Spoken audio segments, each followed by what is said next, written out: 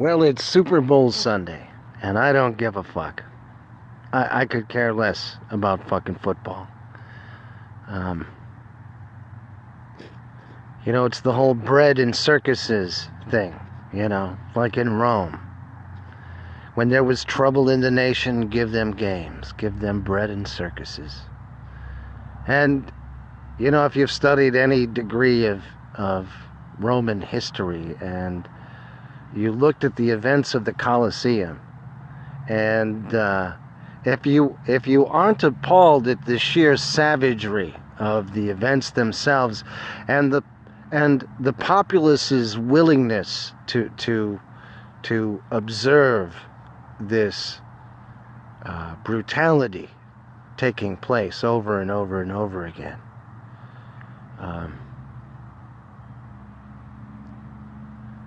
I don't know how to help you. I mean, I don't know what to do for people like that. You're just perpetually fucking stupid, and you're going to stay that way. And, that seems to be the case for a lot of people lately. And, to their defense, it's not all their fault, because there have been mechanisms in play that a very select group of individuals have put together to maintain a control over the populace through mechanisms of dumbing down and keeping them dumbed down. Misinformation, miseducation, operant conditioning disguised as education. And these issues are real. They're not conspiracy theories. You can research these issues and you can look into them for yourselves and come to the very same conclusions. And the most important element about coming to those conclusions is for you to realize that those events are deliberate and intentional.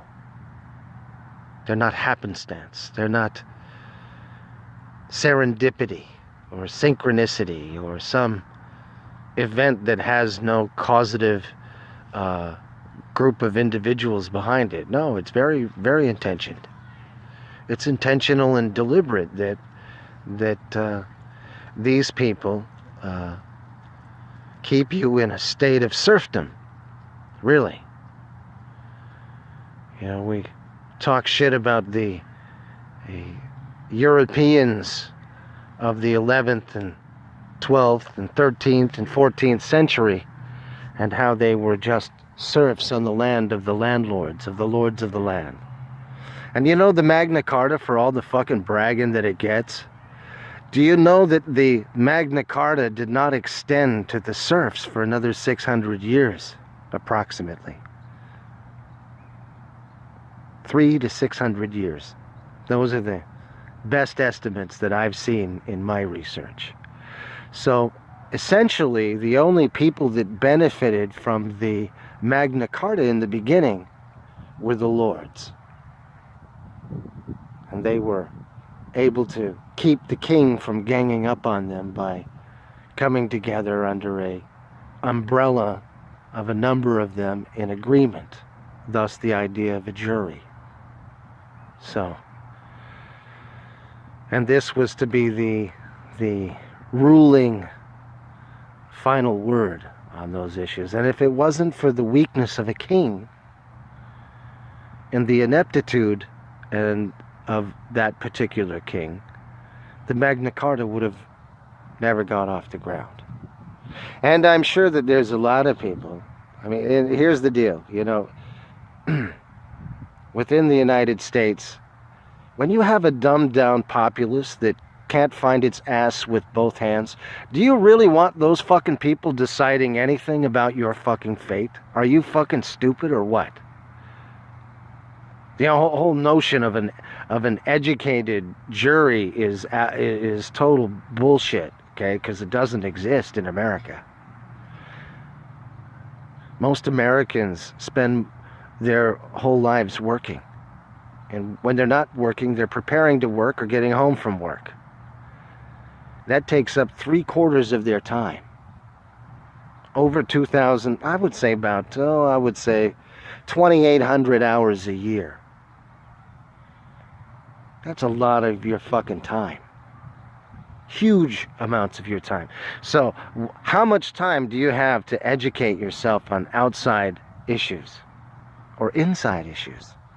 Introspection, or external factors that affect your behavior, and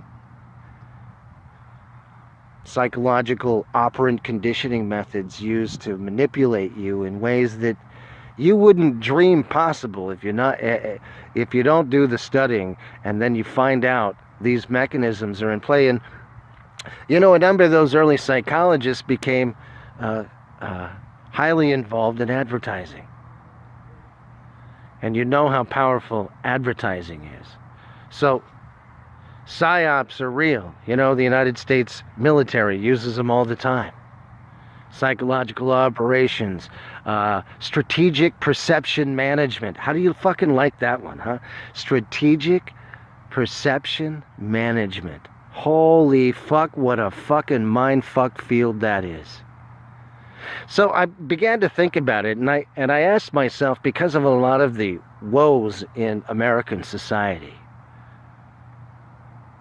and I started looking at it, and I was like, well, what major piece of literature has a huge influence on the perceptions of Americans as a whole? Well, the Bible certainly does. Those 66 books. Well, and you know, there's an interesting challenge out there. You know, there's an interesting debate between the Muslims and the Jews. Or, I don't know, the Semitic Jews, I wouldn't say so much. But surely the Zionists, the Ashkenazi Jews, those ones that originated in their mitochondrial DNA from Europe, and then transposed themselves in Palestine through the Balfour Agreement, I'm sorry. And what, I don't know, 1917? Can't remember exactly what the date was. That was the catalyst to what is called Israel today, and their treatment of the Palestinian people, which are primarily Arab. Primarily the offspring of Abraham through Ishmael. So you have this interesting division between the Arab, those of the descendants of Ishmael, but you really don't have it through the genetic offspring of Isaac through Abraham. Only through I would say predominantly through the transplanted Ashkenazi Jews, those that became Jewish. They weren't, I don't know how to describe that, but they are not Semitic. In other words, their genealogy does not derive from Abraham. They came to believe in Judaism later on, so they would be proselytes, would be the best explanation I could give you of them. And if my study proves that I'm incorrect in that area, I'll come back and correct that. But I began to think about the influence of that, and let me just show you how the two stories differ. You have the Hebrew perspective, and then you have the Arab or the Quranic perspective through Muhammad. Now, Muhammad was a great man. There's nobody that can deny that. And if you deny that, you're a fucking idiot. You haven't done any studying. You know, for all of his faults, whatever they may be, he certainly did some amazing feats of compassion and empathy. He did. There's no denying that. But let me just show you a difference between the two that I think you'll find interesting. For example, the issue of Hagar, the handmaiden according to the Hebrew perspective, and according to the Quranic version, Hagar was a princess, and Abraham married her. She wasn't a concubine or a slave that was converted into a mistress through the permission of Sarah. So you have two different viewpoints there. And I would have to say that if you were to view that Abraham was a stand-up guy, right? Is he going to take a woman that is a slave and have her bear his child and have this child be his firstborn through an unmarried act? You know, if God's laws don't change and they remain constant from the beginning to the end, well then the Quranic version of that would be correct. That Abraham married Hagar like he did Sarah. And see, the Muslims don't deny that the prophets, the Jewish prophets, were chosen by God. They don't deny that at all. They lift that up. And I'm not saying that everything in the Quran is correct either, but I do see some interesting challenges here, some conflicts in character. You know, so Abraham being accredited as being the father of faith, and clearly within the New Testament and in the accounts by Matthew, Mark, Luke, and John,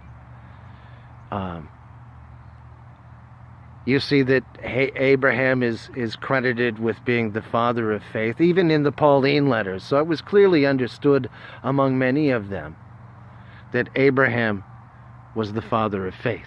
And clearly this is the one individual that sets the ball rolling for the whole Islamic nation. And for the followers of Islam would say that Abraham is Islamic. Okay? So I would have to agree with them that Abraham didn't take didn't take Hagar as a handmaiden, but that she was a princess and he married her. So I don't buy that bullshit that you know. So that made me think about a number of other stories that have been told. And I began to question the character of the way the prophets were presented from the Hebrew point of view. And it's disturbing. For me, it's absolutely disturbing because, number one, I grew up with those stories, reading them over and over and over and over. And of course, I fell into a certain admiration for those characters and appreciation for those characters. But then I became exposed to another point of view of those very same characters from the Islamic point of view. And I found their character to be of higher stature, really, from the Quranic point of view, in many cases. I haven't gone through as much of the Quran as I have the Hebrew texts, the books of the Old Testament. So I'm beginning to do that and put more effort in that area. But I only have 15 minutes per video, so that's why I always cut these short when you hear me abruptly stop. So I'm going to do a follow-up of this one after I think about everything that I've said and see what I think I missed. So anyway, I just wanted to put it out there, and I want people to become aware of some of those inconsistencies. And, you know, I want to provoke you to think about them. So I'll talk to you later. Bye.